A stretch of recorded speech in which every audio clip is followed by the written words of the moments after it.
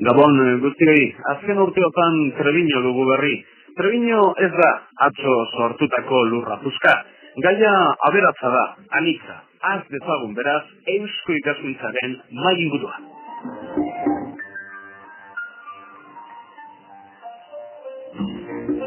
Muy buenas noches, Treviño, contencioso, enclave, condado, poco más de 1000 habitantes que pertenecen administrativamente a la comunidad autónoma de Castilla y León, con capital en Valladolid, que corresponden a la provincia de Burgos, que viven cerca de Vitoria-Gasteiz, que tienen hospital, universidad, etcétera, en la capital alavesa, que son socios del Deportivo Alavés, pero ¿cómo son las cosas? Jurídicamente son burgaleses. Sin embargo, si algo está claro, es que el referéndum realizado en Treviño hace unos meses dejó bien claro cuál era su opinión. Casi 8 de cada 10 treviñeses pidieron la celebración de un referéndum para terminar de una vez por todas con un contencioso que dura siglos. Comenzamos.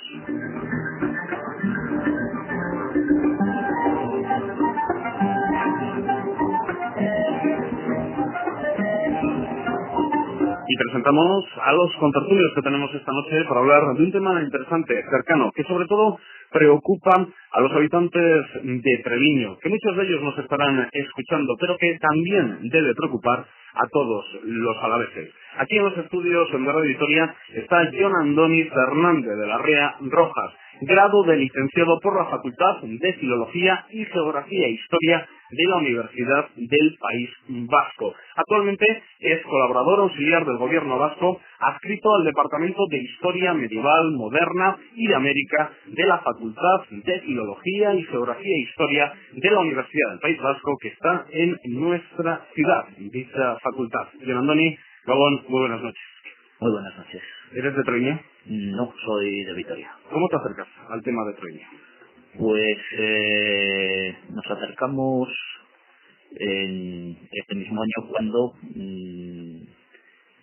algunos compañeros, antiguos compañeros de clase, habían sido contactados por la Fundación Solchigarrena con el fin de organizar un ciclo de conferencias acerca de la historia y el patrimonio treviñés, y nos propusieron formar parte del grupo de conferenciantes, ofreciendo una panorámica, en mi caso, del Treviño medieval.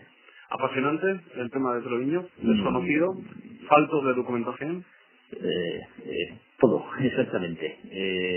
Hay problemas documentales, hay carencias y vacíos, no hay ningún estudio específico, digamos, políticamente desapasionado, y desde luego muy sugerente, muy atractivo. A mí también se me ha notado en la entradilla, ¿no? A todo el mundo se le escapa. Todo el mundo tiene una opinión respecto a Treviño. ¿Hay alguien objetivo en esos documentos que has encontrado? En la documentación, sí. La documentación en sí misma es objetiva. Lo subjetivo es quien la produce y quien la lee. Y de hecho he podido comprobar, sobre todo, y lástima es que no tengamos aquí a nadie, digamos, del otro lado del Ebro, la producción burgalesa es ciega y visceralmente anti-vasca, anti-alavesa, pero llegando hasta extremos. Un ejemplo, Jon Andoni, siempre los ejemplos son importantes en la radio. Ejemplos. Pues hay algunos autores que defienden la pertenencia de Treviño a Castilla, incluso antes de la propia existencia del Condado de Castilla. ¿Cómo es posible, no? Sí, o que defienden a Treviño como uno de los lugares cuna del castellano, cosa que es, y en esto nuestro otro invitado nos puede ilustrar mucho mejor, cosa que es un poco difícil de entender. Y es que fuera de los estudios de Radio Vitoria está Roberto González de Viñaspre. Licenciado en Filología Vasca, ha realizado varios trabajos de toponimia en proyectos de normalización. Autor del libro Treviño, claves para un contencioso inacabado, publicado este año, en 1999. Roberto, Gabón, muy buenas noches. Gabón, buenas noches. Nos hablas desde un pueblo precioso de Treviño, Sáseta, en una noche de invierno, por eso hemos preferido que te quedaras en casa. Para empezar, Roberto, explica qué maravilla es Sáseta y qué desconocidos para los vitorianos. Bueno, en fin, tú mismo lo has definido, ¿no? Realmente es un Treviño, yo creo que afortunadamente es bastante conocido, lo que también paisajísticamente por el resto de Álava y demás, por lo que es la geografía de Treviño, sus pueblos. Yo no lo tengo tan claro, ¿eh? No. Hay un gran desconocimiento, Pues sobre todo por parte de los vitorianos. Y que es un sitio de paso obligado, por ejemplo, para lo que es desplazarse a ciertas partes de la montaña Alavesa o a la Rioja Alavesa, aunque está como zona de paso, pero sí que efectivamente, pues yo creo que merece una visita más detenida, más, digamos, dedicada expresamente a lo que es recorrer estos pueblos, que guarda una gran riqueza patrimonial, en lo arquitectónico, por ejemplo, desde el punto de vista histórico-cultural, y desde el punto de vista paisajístico, natural y demás, ¿no? La verdad es que para vivir en tranquilidad, a quien le gusta la tranquilidad, es un entorno bastante admirable y además muy próximo a una gran capital como es Vitoria-Gasteiz, con lo que se supone de servicios y de, bueno, como ya saben, lo que es la vida moderna, ¿no? Pero hay que dar una vuelta también en coche, ¿no? Porque andando, si uno coge de Oquina, sí va a llegar a Sáseta, pero para ir por carretera hay que dar una vuelta mayor. Sí, digamos que hay que asomarse por, en lugar de entrar, digamos, por apretando ese barranco de Oquina o de Sáseta, bueno, pues hay otras entradas, ¿no? Pero bueno, que tampoco, no sé, tampoco tenemos que mirar igual lo que es el recorrer las distancias en el menor tiempo posible, ¿eh? En un entorno natural precioso, Sáseta con el río que pasa por allí y con las huertas o las casas preciosas. Sin embargo, Roberto, es un pueblo que estuvo a punto de quedarse sin siquiera un habitante. Es un ejemplo dentro de Treviño, de esos pueblos Sí, pequeños. no he sentido ninguna singularidad, ¿verdad? Yo creo que es exponente de una realidad más amplia, de pueblos demográficamente pues han decrecido muchísimo, incluso algunos han llegado a despoblarse en su totalidad y que, bueno, pues acarrean por esa misma falta de población, pues unas deficiencias en servicios y demás notables, ¿no? Pero hoy es el día afortunadamente en el que podemos hablar de una recuperación general, paulatina, poco a poco de todos estos pueblos. Vamos, que Treviño, en lo que es su demografía, va renaciendo, en su entorno rural, con sus limitaciones y demás, pero bueno, tiene la ventaja, como comentaba antes, de estar próximo a una capital como es Vitoria-Gasteiz y bueno, pues también es digamos atrayente, incluso como primera vivienda pues para la gente más joven, parejas jóvenes y demás, ¿no? Para terminar con el tema de Sáseta, introducirnos ya en ambos sentidos para los cuales vamos a argumentar el presente, el futuro y también, por supuesto, el pasado de Treviño. Para terminar con el tema de Sáseta, hasta hace bien poco, en este pueblo, por ejemplo, las calles estaban sin asfaltar, no había teléfono, no sé cómo estaba de servicios el pueblo, y alrededor de Treviño, en los pueblos de Álava, esos servicios sí que existían desde hace tiempo. ¿Se está mejorando en este sentido o ahora mismo con un contencioso, como dices en tu libro, inacabado, está bloqueado el tema de servicios en Treviño? Pues hay que decir abiertamente que sí, ¿eh? Y yo creo que una buena muestra puede ser el dato objetivo, ahí están los datos concretos que por ejemplo, solamente este año, lo que se cara a los planes provinciales que convoca la Diputación de Burgos, lo que son los pueblos del municipio condado de Treviño, no hablo ya de la Puebla, se está pidiendo del orden de 300 millones de pesetas para inversiones en obras de infraestructura básica, le hace pavimentación, alcantarillado, alumbrado público y abastecimiento de aguas. Y bueno, las solicitudes suelen ser de este orden, anualmente, hoy este año en concreto ya llegó 300 millones, y la aportación que suele llegar de Diputación para estas obras que digo básicas rondan los 7-8 millones de pesetas. Sáseta, también, que puede ser un ejemplo válido para otros muchos pueblos. En este entorno, pues efectivamente al día de hoy seguimos sin tener pavimentación y alcantarillado.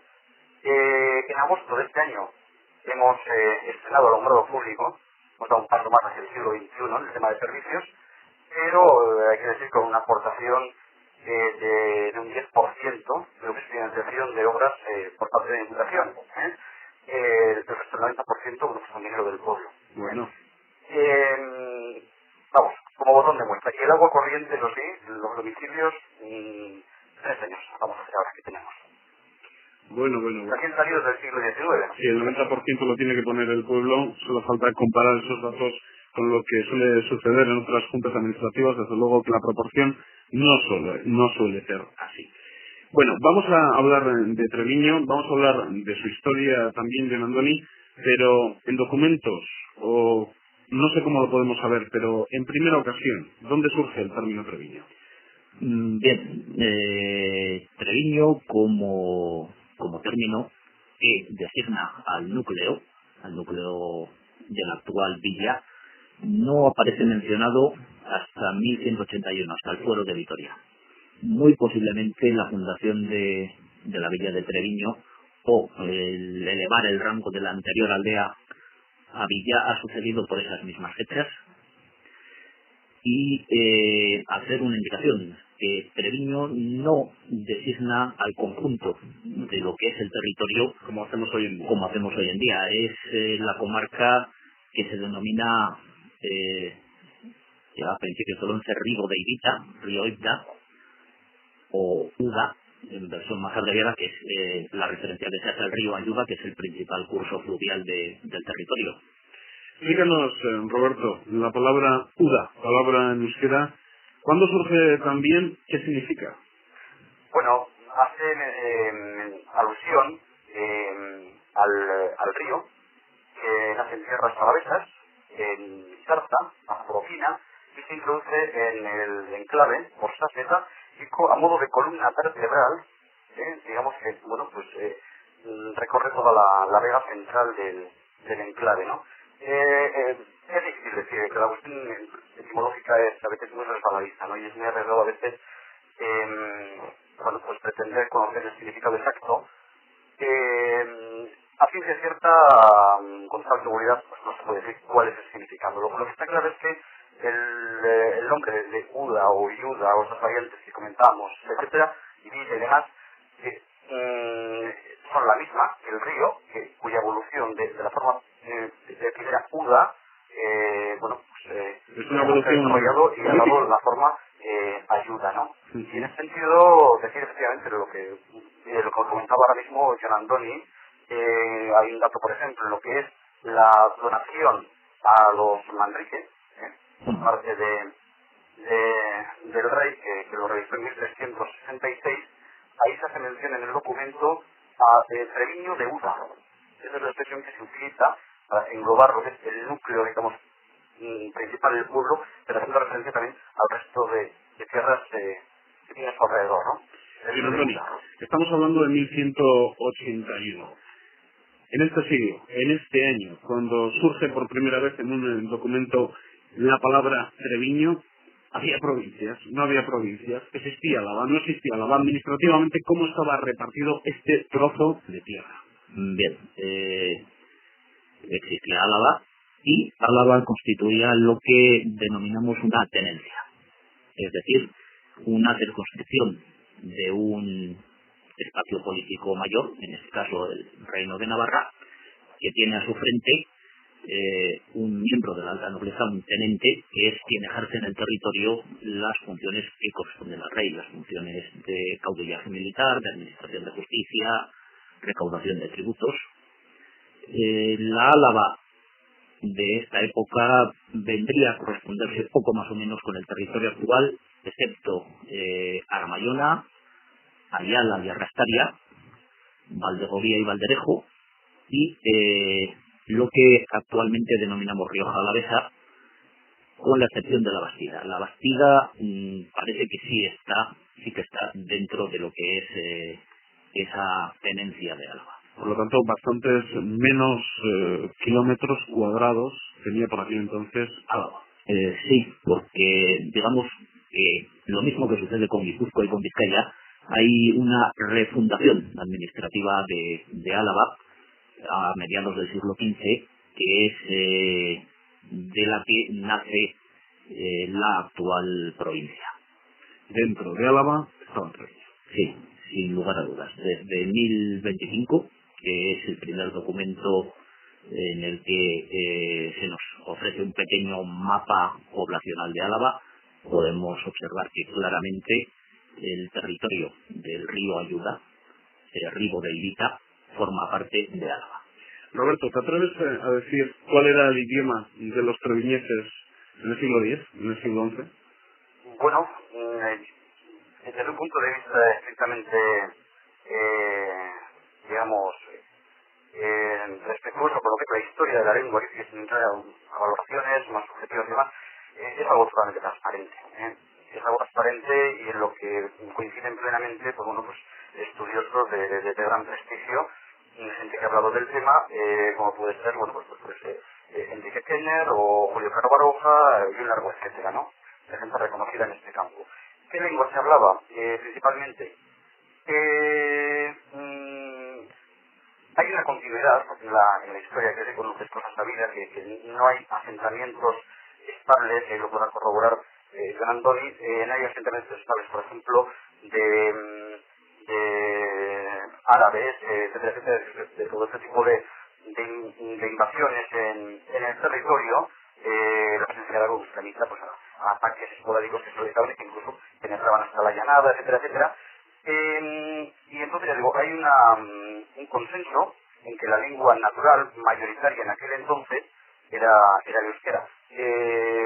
Digamos que el mejor testigo es la toponimia, los nombres de los términos, y no solamente los que llegan hasta hoy, que además son un índice muy alto, superior al 50% en grandes zonas, sino lo que es la propia toponimia histórica, esa que podemos encontrar en documentos, sobre todo de los siglos XVII, XVIII, y además de lo que son testigos, los propios nombres de los pueblos. Vamos con algún de estos. Y tal y como contaba Don Antonio, hay un documento precioso que es la reja de San Millán de la Cogolla, que está de 1025, aunque hay digamos, otras interpretaciones que hablan de que en realidad la redacción sería de 2 siglos después, pero bueno, en cualquier caso nos estamos remitiendo al tiempo muy anterior, y ahí los nombres de los pueblos son también en gran medida claramente identificables como vascos, ¿no? Te decía Roberto, que no creo que no me has oído, vamos con algún ejemplo. ¿Algún ejemplo de estos nombres? Sí, que actualmente se sigue llamando de la misma forma. Pues no sé, un ejemplo, por ejemplo, pudiera ser, por ejemplo, el mismo nombre de Saseta. Saseta, que se documenta en estos tiempos del 1025 y demás, como Sagáseta. Sagáseta. Ahí hay dos interpretaciones. Hay quien dice que hace alusión a la palabra Sagach, sauce típico de Ribera de Ríos, y el sufijo abundativo que se refiere así como zona de sauces o salcedo. Y ella está ahí al lado de un río. Efectivamente. Hay quien, sin embargo, identifica con la raíz, digamos, como si estuviese la palabra sagar, en manzana. Pero bueno, en cualquier caso son nombres claramente identificados como vascos, pero estoy hablando de la mayoría de los nombres de esta zona. Arrieta, por ejemplo, que tiene también un pueblo homónimo del mismo nombre en Álava, por ejemplo, Arrieta de Álava. No sé. Estamos hablando de los nombres propios, pero aquí también, por ejemplo, en la llanada alavesa, aparte de la toponimia, nos encontramos que al hablar tenemos palabras en euskera. Por ejemplo, no dejes las ondarras o súbete al gallur. También, en ese día a día que tú vives en Treviño, ¿has comprobado que los treviñeses utilizan en castellano palabras del euskera? Sí, que era un sedimento muy fuerte. Incluso hay toda una tesis doctoral de María Nieves Sánchez, fue publicada en el 1985 por la Diputación de Álava, y que su tesis doctoral presentada en la Universidad de Salamanca, se titula El habla y la toponimia de la Puebla de Banzón y el Condado de Treviño, y ya de ahí, innumerables, datos acerca de esto, o personas también como, por ejemplo, de Greño, que también recogió las voces alavesas, dentro de ellas también las de Treviño, y que son coincidentes pues con las que se utilizan en gran parte de Álava, ¿no? Lo que comentaba, creo que por ejemplo aquí a lo que es el extremo superior del tejado, pues le llama el gallur, ¿no? Igual que en grandes partes de Álava, y que, bueno, pues le era gallur de cumbre, ¿verdad? Cumbre, etcétera, etcétera. O incluso este tipo de palabras se guardan mucho en lo que son referencias al apolado, los epictónimos que se llaman. Por ejemplo, la palabra castellana tejo, el árbol tejo, pues, aquí no se utiliza sino recientemente. Aquí cualquier persona de cierta edad en adelante habla de el aguín o los aguines. Hay un aguín en el monte, que es claramente aguín en euskera como un servidor significa tejo, etcétera, etcétera. Cuando se lo explicas, Roberto, a estas personas mayores, esta palabra que has utilizado es euskera, ¿qué te dicen? Porque las personas mayores son quizás, cuando hemos hablado desde Radio Vitoria con los portavoces de UDA y de diferentes colectivos a favor del referéndum en Treviño, las personas mayores son quizás las que más les ha costado empujar en este tema del contencioso. Pues no estoy de acuerdo, no estoy de acuerdo con esa apreciación. Me comentaban en alguna ocasión, por ejemplo, Roberto, que hijos han tenido que empujar en algunas casas a los padres. Bueno, sí, puede haber casos concretos, pero quiero decir que no es algo generalizable, porque el tema del deseo, digamos, de cambiar la adscripción administrativa del pasado a la provincia de Álava no es de estos últimos años, no es, por supuesto, de 1998, cuando se hace la consulta del 8 de marzo, ni lo es tampoco de 1980, sino que viene de antes. Hay, digamos, intentos muy fuertes de integración en Álava en 1958, en 1940 e incluso anteriores. Incluso en el siglo XVII. Igual que se ha ido a la Hacienda, el tema del contencioso también lo heredan de padres a hijos en este enclave. Sí, pero cuando tú a la vez de llanada le comentas que Gallures euskera se queda ojoplático, yo no soy un treviñés y le pasa lo mismo. Bueno, sí, en ese sentido, es más, yo recuerdo que bueno, estuve también colaborando en un proyecto de recogida toponímica, y digamos en gran parte también de lo que es el enclave de Treviño, recorriendo pueblo a pueblo, hablando con la gente, recogiendo los nombres de los términos, y a mí una anécdota que me quedó especialmente grabada, ¿no? En un pueblo, concretamente en Orecuri, pues hablando con la persona, el informante, me dando una serie de nombres, como recuerdo por algunos, nombres muy, muy bonitos además, Aranchipi, Martiñarri, etcétera, etcétera, ya que la toponimia de Orecuri, en concreto, es especialmente rica en nombres vascos, ¿no? Y esta persona en un momento dado me comenta, aquí hay muchos nombres que están en vasco. O sea, a él le sonaba a algunos nombres, como porque le habían comentado que estaban en vasco. Y me dice, aquí en este pueblo han tenido que vivir vascos alguna vez. Y claro, yo ahí me quedé pensando, no le dije nada, pero me quedé pensativo. Digo, pero si son los bisabuelos de tus bisabuelos los que utilizaban estos nombres. Pero, entonces, sí, es esta idea de que se sabe que sí, que hay nombres que son vascos, pero yo creo que también la idea muy extendida es, bueno, pues habría gente que hablaba vasco entonces, pero claro, como si fuese una realidad, no sé, diferente, ¿no? Sin percatarse de lo que digo, que estás hablando al fin y al cabo de tus antepasados y no tan lejanos. Recuperamos los términos también en la historia, John Antoni. Hemos hablado de Álava, de Treviño, en el siglo XII, por ejemplo. ¿Cuándo aparece o hasta cuándo sigue esa imagen administrativa que nos has dado de Álava? ¿Cuándo se rompe, digamos, y cuándo se rompe de una manera importante en la historia? Se rompe hacia mediados, en la segunda mitad del siglo XV, con esta refundación político-administrativa que sufren todos los territorios de la actual comunidad autónoma. Las antiguas circunscripciones administrativas van a ser reemplazadas por las nuevas que nacen de las hermandades, de las juntas generales, que lo que van a hacer es, a partir de unas competencias que originariamente eran de orden público, asumir progresivamente cada vez más competencias sobre vías de comunicación, sobre legislación incluso, dictando las juntas generales pues normativas de obligado cumplimiento en cada uno de los territorios y, sobre todo, van a adquirir competencias fiscales. Y esto va a hacer que la anterior circunscripción administrativa pierda su razón de ser.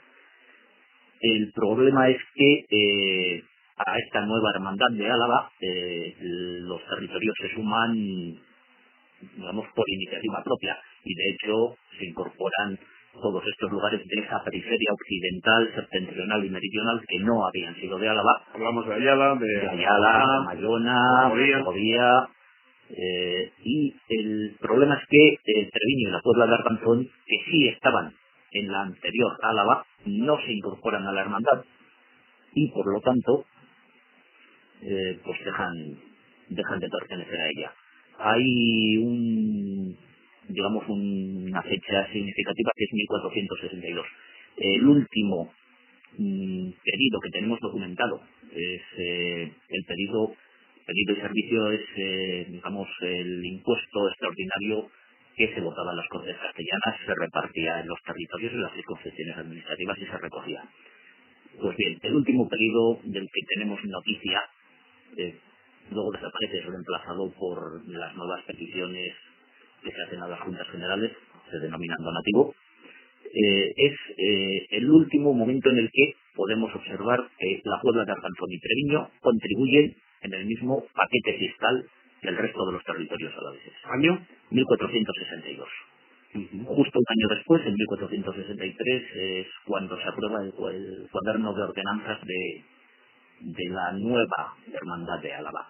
Entre ese momento y principios del 16 se rompe, se quiebra esa vieja Álava que ya no tenía razón de ser, porque la nueva Álava va adquiriendo todas las competencias, y ya para cuando tenemos las primeras actas de las Juntas Generales de Álava de principios del siglo XVI, desde principios del siglo XVI ya podemos observar que estos territorios no forman parte de ella. La Puebla de Arganzón sí que en algunos años estuvo integrada en esta nueva estructura de la hermandad en sus primeros momentos, cuando todavía no estaba del todo formada, pero acabó saliendo. No es nada extraño, por ejemplo, villas del sur del Ebro como Miranda de Ebro también estuvieron en sus primeros momentos en la nueva hermandad de Álava y acaban quedando fuera. ¿Pero por qué razón se crea una isla en pleno corazón de esa hermandad de Álava? Pues no estamos muy seguros. Nada de leyendas que hemos oído miles de veces. Muy posiblemente el problema tiene que ver con el conde. El conde de Treviño muy posiblemente se procura proteger de uno de los aspectos que hemos comentado de la hermandad. La hermandad adquiere competencias de justicia criminal, mientras que con anterioridad quien nombraba las justicias en el territorio de Treviño era el conde, y las utilizaba para mantener su dominio social y económico. De hecho, sabemos que, por ejemplo, a finales del 15 el conde emprende pleitos contra vecinos de Treviño, llegando a condenarles a muerte por traición. El problema es que no tenemos el pleito completo, no sabemos cómo acaba esto, pero muy posiblemente el conde no desea que una justicia que él no puede controlar ejerza sus funciones en su territorio, en su condado. ¿El capricho de una persona? No es el capricho únicamente, es que el aparato judicial es un aparato represor de primer orden. Si controlas la justicia, puedes dirigirla contra cualquier enemigo social, político, peligroso que te rodee. Incluso puede ser mantenida como una forma de extracción económica. No aquí, porque nuestra documentación no está buena, pero en Inglaterra, donde la documentación señorial es especialmente buena, en toda la Edad Media, sabemos que, por ejemplo, no era nada extraño que a cada campesino del señorío cada año le cayese una multa. Sistemáticamente, por meter el ganado en pastos prohibidos, por cortar leña donde no se debía, y estas multas actúan, por supuesto, como una forma de incorporar, de aumentar los ingresos del señor. Volvemos un poco para atrás sin dar muchas explicaciones, pero para recoger unos conceptos. Nos decía que en 1181 Vitoria, la capital alavesa actual, pertenecía al Reino de Navarra. ¿Cuándo deja de pertenecer al Reino de Navarra la capital de la Álava actual? Pues lo mismo que el resto de Álava a principios de 1200.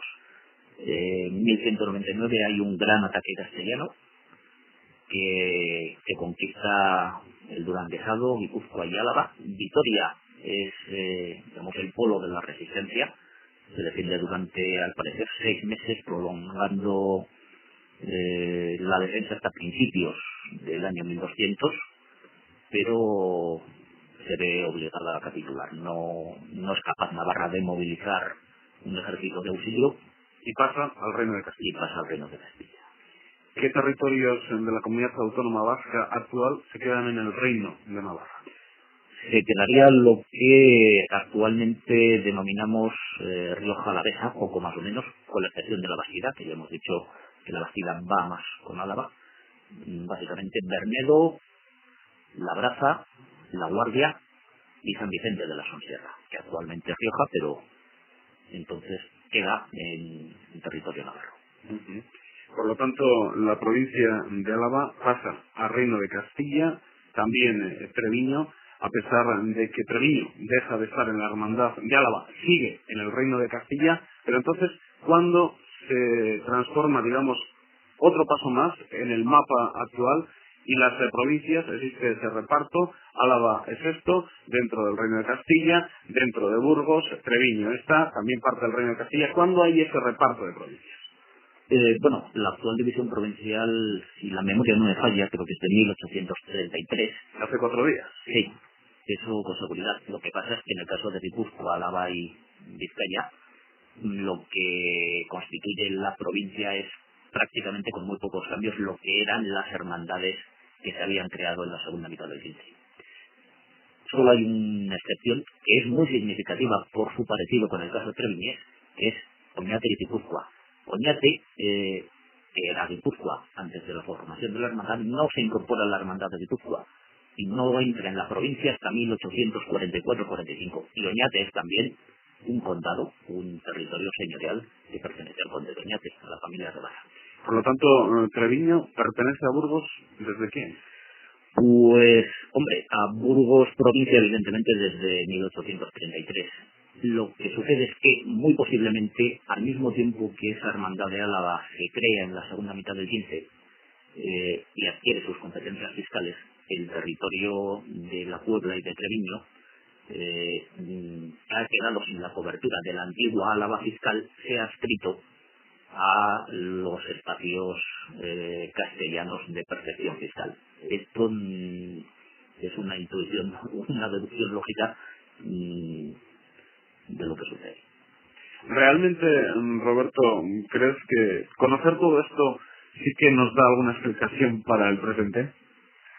Hombre, desde luego el conocer la historia es importante, ¿no? Es importante sobre todo lo que tú usas para explicar el presente. A mí sí que, bueno... Hablo de las personas de la calle, no quiero que yo sí. diga, entonces yo, ¿para qué trabajo? Efectivamente, las personas de la calle vivimos el presente, ¿no? Es decir, entonces, ya digo, bueno, pues la historia es un referente importante, interesante, pero lo que a la gente de la calle, al que viene de a pie, lo que no le gusta es que, digamos, cierto pasado haga prisionero al presente. ¿Me explico? Es decir, la historia es posiblemente muy interpretable, no es como decía antes Antonio, bueno, los datos están ahí, los datos en principio, bueno, pues pueden ser objetivos, luego hacen las interpretaciones pues ya de una manera más libre, ¿no? Bueno, pero es que entonces en estos mapas que hemos hecho ahora en unos minutos, Rioja Alavesa es Navarra, resulta que Álava, Guipúzcoa, Vizcaya es Castilla. Vamos, que no solo le toca a Treviño, que toca a todo el mundo. Bueno, sí, no, y mira, y en ese sentido, bueno, yo creo que es un dato también interesante, ¿no? Pues yo, lo que, digamos que de cara a lo que es el libro mío, de Treviño, Claves para un contencioso inacabado, un tema que he pretendido al menos desarrollar bastante es el de la historia de las divisiones provinciales, ¿no? Y ahí creo que hay un dato que es muy interesante reseñar. Efectivamente, la división provincial vigente es la del decreto de división provincial de 1833. Pero este decreto, digamos, tiene sus precedentes. Precedentes importantes y muy brevemente, diríamos que de una parte, la primera división es, en tiempo de la ocupación francesa, en 1810, que se habla de una provincia común para Álava, Vizcaya y Guipúzcoa, en la que las tierras de Uda o Treviño están incluidas. Es decir, estoy hablando de documentación existente. Luego, posteriormente, existe el proyecto de división provincial de 1813, y en este proyecto, nuevamente, aparece Treviño incluido dentro de Álava. Pero claro, estamos hablando de proyectos. No de decretos. Sí, y llegamos, sin embargo, a 1822, y ahí tenemos un decreto de división provincial que fue aprobado tras amplio debate parlamentario, cuyas actas se conservan todas en Madrid, posteriormente fue, digamos, aprobado el decreto por el gobierno y tuvo, al menos sobre el papel, una vigencia cercana al año. Lo que pasa es que ahí hubo un cambio de régimen, era el tiempo de, digamos, de los sucesivos cambios entre liberales y demás, y entonces, se fue a... Así que, pero digo, es una división provincial que ha llegado a estar en vigor cerca de un año, que tiene precedida de un amplio debate parlamentario con documentación sobre la mesa, y lo importante, en ese decreto, Treviño está integrado también en Álava. Y ya es posteriormente, después de bastantes avatares políticos de aquel tiempo, cuando se llega al decreto de división provincial de 1833, con el resultado conocido, en el que Treviño aparece dentro de Álava. Pero, para terminar, hay otro dato muy importante, y es que ese propio decreto, en su articulado, en el artículo 6, recoge la posibilidad de realizar modificaciones. Dice, los delegados de fomento habrán de marcar los confines de sus respectivas provincias, realizarán todas las observaciones que se les dirijan sobre la agregación o separación de los pueblos que deban hacer, y los trasladarán al ministerio, etcétera, etcétera. Entonces, el tema queda abierto. Y luego nos encontramos con otro proyecto perfectamente documentado, que es el proyecto de división provincial de 1842, en el que, nuevamente, en este proyecto se vuelve a incluir Treviño dentro de Álava. Y este proyecto, estuvo sobre la mesa de distintos gobiernos que se sucedieron en los años siguientes y demás. Fíjense con esto, que sí, la situación es la que es hoy por hoy. Pero, respondiendo, cuando a veces desde algunas instituciones de Castilla y León, concretamente desde la Diputación de Burgos, se ha llegado a una vez a afirmar diciendo, si cuando se hizo la división de 1833 se hizo de aquella manera, poderosa razones habría, como para empezar a discutirlo hasta ahora. Bueno, vemos que aquello fue, circunstancial, aquello fue aquel decreto. Hay por delante otras, mucho más, que no deja el tema tan claro, ¿no? Yo creo que eso es una cuestión interesante ya destacar. Volvemos a las personas de la calle. ¿Por qué está el follón administrativo, de cambios administrativos que ha habido en los últimos siglos en el entorno físico que nos rodea? Que, de boca en boca, yo no sé si con el chiste por medio, pues entre los habitantes de Treviño, incluso también creo que en la capital alavesa, pues se suele hacer referencia a un conde que se las jugó a las cartas. ¿Cómo es eso, Roberto? Bueno, yo me imagino que esto forma parte de la leyenda, o puede ser quizá una manera imaginativa y popular de dar a entender pues que es fruto de un capricho feudal, ¿no? Yo no conozco en detalle esa anécdota, pero... ¿Lo has oído alguna vez? Sí, pero que tampoco hay que darle mayor trascendencia, ¿no? Yo quiero recordar que con un caso más o menos similar, como puede ser el enclave de Villanueva de Trucíos, el enclave de Cantabria, dentro de la provincia de Vizcaya, también popularmente se suele hablar de que fue a cambio de unos sobres de vino y demás. Yo creo que eso forma parte de la leyenda más o menos popular, pero dudo que eso carezca de ninguna base histórica, y entonces pienso que hay que situarlo en su justo lugar, ¿no? Ya hemos visto un poco por encima, insisto, solo por encima, cuáles han sido los avatares de la historia para Álava, para Treviño, para Vitoria, pero es que uno se puede perder en fechas, en proyectos y en decretos. Vamos a hablar también de los intentos de reintegración de Treviño en Álava, de dónde han partido, Roberto, pero antes de todo ello, veo en el guión que tenemos sobre la mesa algo que me llama la atención y a ver si Jon Andoni nos lo puede aclarar. Comentario al informe de la Real Academia de la Historia de hace 4 días también, de 1942. ¿Qué se comentaba pues ahí en ese informe? Perdón, Ismael, fíjate que, bueno, al margen no quiero quitarle la palabra a Jon Andoni, Sí. pero, bueno, sobre ese tema yo también te puedo dar alguna explicación. Vamos primero, si te parece, con Jon Andoni y luego contigo, Roberto. Bien, pues el asunto es que con uno de los intentos de reincorporación de Treviño a Álava, el de 1940 creo que es, se pidió un informe histórico a la Real Academia por el hecho de que puede que a la gente no le interese demasiado, pero los políticos, si es necesaria munición para disparar contra el enemigo, utilizan la historia, la etnografía o la música si es preciso. Entonces se pidió un informe a la Real Academia de la Historia, que fue encomendado a Mercedes Viagura, y realizó un informe, fue publicado y bueno, un informe que después de leerlo y habiendo visto poco más o menos la documentación que ella aduce y bastante más que hemos ido encontrando, se ha ido viendo a la luz posteriormente, pues uno queda un poco asombrado.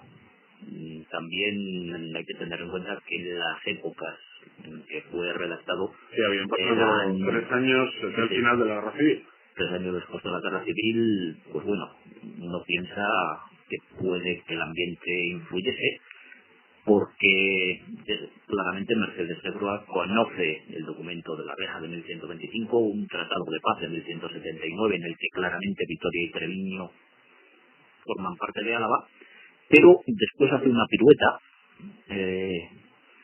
bastante curiosa que es, digamos, la confusión de Castilla-Región con Castilla-Reino, con lo que la adscripción de Treviño a Castilla-Reino automáticamente implicaría su adscripción a Castilla-Región, cosa que no es cierta.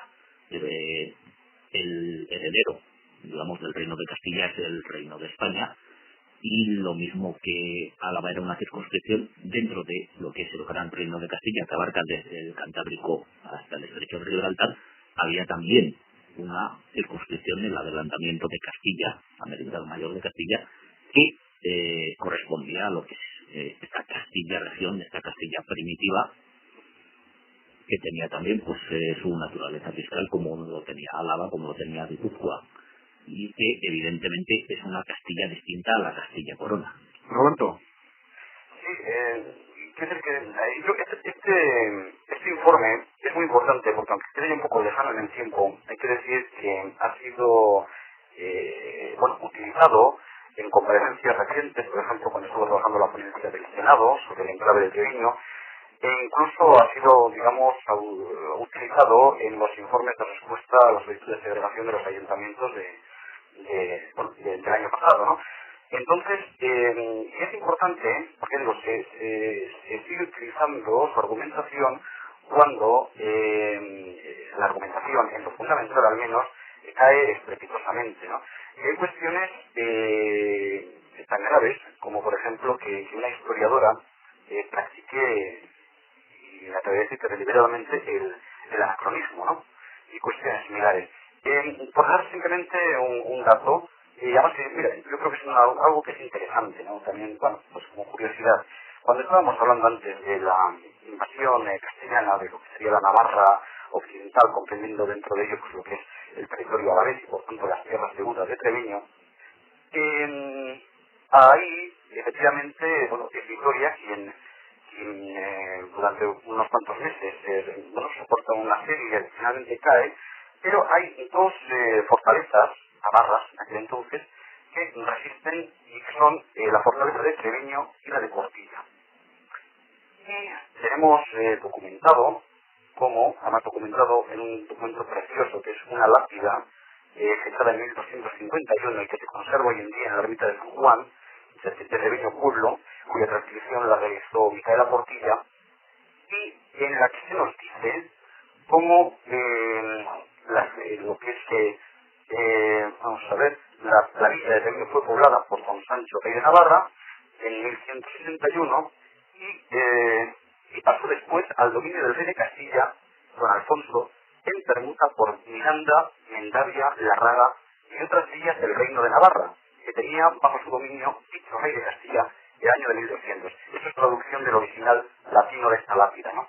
Es decir, bueno, pues Treviño resistió, digamos, el embate, pero finalmente fue, digamos, salió una permuta con otros territorios que anteriormente el rey navarro había perdido. Pero bueno, a lo que voy a resaltar es que la historiadora, la académica, en su informe viene a concluir que, bueno, si Miranda, una ciudad tan próxima como Miranda, fue entregada al rey navarro con tal de quedarse por Treviño, es decir, fue objeto de la permuta, pues,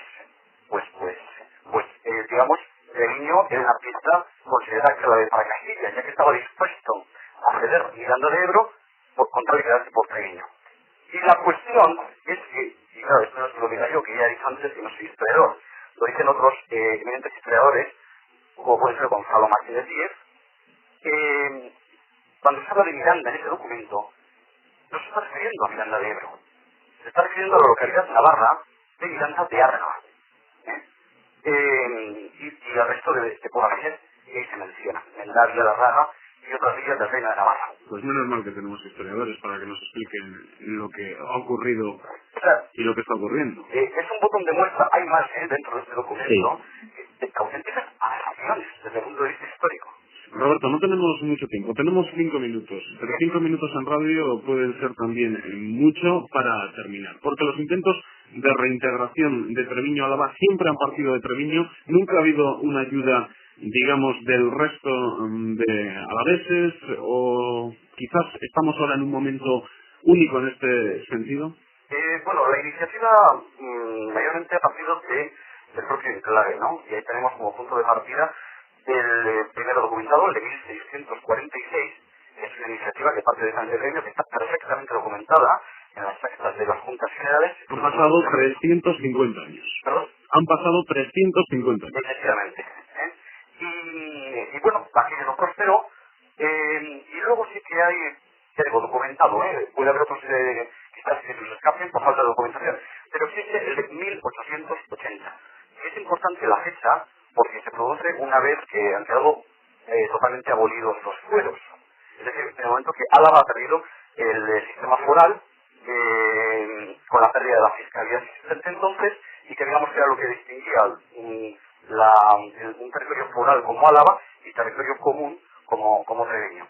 Entonces, hasta ese momento, Álava tampoco toma la iniciativa de solicitar la integración de Treviño, puesto que, bueno, pues podía ser incluso entendido por el monarca de manera errónea y podría incluso pues llegar a perjudicar sus propios intereses desde el punto de vista de la fiscalidad, ¿no? Pero una vez perdido los fueros, es Álava quien da ese paso. Y ahí hay adhesión por parte de los treviñeses, no tampoco unánime, pero bueno, en fin, es un intento que queda ahí. ¿Cómo se puede explicar, Roberto, que hay estos subes y bajas en la historia y en esos intentos de reintegración? Por ejemplo, durante este siglo nos encontramos que durante el franquismo ha habido 2 intentos y ahora ya en democracia en el 80 y en estos momentos actuales que estamos viviendo. ¿Cómo puede aparecer y desaparecer el intento de reintegrarse en Álava? O sea, nos referimos a lo que es en el transcurso del tiempo, ¿no? Que Sí. Es una especie de guardiana, que a veces nos parece, ¿no? Sí, pero si nos fijamos, estas apariciones se dan en coyunturas políticas muy concretas. Una es la que mencionaba en 1880, otra es en 1920, cuando se está redactando, preparando el primer estatuto vasco. Otra es en 1940, cuando recién concluida la guerra civil, por el principio de un régimen autoritario, bueno, pues hubo quien pensó que podía ser un momento apropiado para esto. En 1958, acogiéndose a lo que fue el concordato entre la Santa Sede y el Estado español, en 1953 donde se hace mención expresa a que hay que intentar que vayan parejas las divisiones provinciales y diocesanas, pues bueno, en ese contexto también hay una iniciativa desde Treviño. Luego hablamos de 1980, es decir, una vez consolidada la transición. Y hablamos de 1998, cuando según dicen algunos, la democracia ya es mayor de edad y se ha puesto de largo. Y vamos a hablar del presente para terminar. Voy a aprovechar contigo, Roberto, porque vives en Saceta y conoces lo que piensan los treviñeses. ¿Cómo se ve ese nuevo momento por el cambio aquello de legislatura, de equipo de gobierno en Álava? El partido que está en el poder en la Diputación Foral de Álava es el mismo que está en la Diputación de Burgos. La comisión mixta se ha reunido. ¿Hay algún tipo de esperanza? Pero hablo del futuro inmediato, no de hecho, derecho, que si para el 2004, el 7, el 13. Sí, efectivamente. Hombre, el momento es interesante, ¿no? Bueno, se produce ese reparto, digamos, del poder de las instituciones y en ese sentido, bueno, incluso había quien comentaba que bueno, que la cuestión de Treviño, pues que era una especie de manejo nacionalista, etcétera, etcétera. Y eso los datos lo desmienten. Con distintos regímenes políticos pervive el tema. Entonces, no es nacionalista y no nacionalista. En este caso concreto tenemos una diputación en la que está, digamos, gobernando un partido que a la vez tiene el gobierno de la Diputación de Burgos, tiene el gobierno de la Junta de Castilla y León y tiene el gobierno del Estado. En ese sentido, la coyuntura parece muy apropiada para que exista un consenso dentro del propio partido popular, pues para que se permita, digamos, una solución, una vía política, ¿no? O sea, una vía política. Y bueno, no sé, en ese contexto, por ejemplo, el último elemento que tenemos es la reunión de la comisión mixta, este viernes 10 de diciembre, y en ese sentido hay que decirlo, bueno, pues tal y como se siente, tal y como se palpa en la realidad. Digamos que, bueno, hay quien ha comentado, pues como que esta reunión había supuesto un desbloqueo, más o menos grande de la situación. Desde Treviño no se percibe de esa manera. No se percibe de esa manera, hay que decirlo claro. Lo político no se aporta absolutamente nada que no estuviese ya antes, que no está recogido en el Estatuto Autonómico de Castilla y León. Y en cuanto a la prestación de servicios, el hablar de una ponencia que se forme y que de aquí a un año presente sus resultados para luego empezar a hablar en profundidad, pues es que Treviño lleva mucho tiempo que no, ya sin poder esperar. Hay quien dice, es que tiene que madurar el tema. El problema es que Treviño está excesivamente maduro. ¿Está excesivamente maduro? Roberto, lo tenemos que dejar ahí. Nos quedamos con esa última consulta que se realizó en los pueblos de Treviño. Esa consulta que nos dice que casi 8 de cada 10 treviñeses pidieron la celebración de un referéndum para terminar de una vez por todas con un contencioso que dura siglos. Para decir sí a la reintegración, no a la reintegración, para decidir al fin y al cabo y para decidir lo que va a ocurrir con ese trozo pequeño de tierra que está tan cercano a la capital alavesa, en pleno centro del corazón de la provincia de Álava. Roberto, Jon Andoni, se han pasado los 50 minutos ya pasados, parece mentira, pero no nos ha dado tiempo a ir con todos los temas que teníamos encima de la mesa. Será en otro momento, pero a ver si se va haciendo algo la luz en todo lo que tiene que ver con ese contencioso inacabado, como dice el libro de Roberto González de Viñasme. Jon Andoni, Roberto, a los dos, muchas gracias por estar con nosotros. Muchas gracias a vosotros. Honetan Treviño izan da, urrengoan beste gai bat. Urrengo asteburuan izango da hori. Urrengo arte.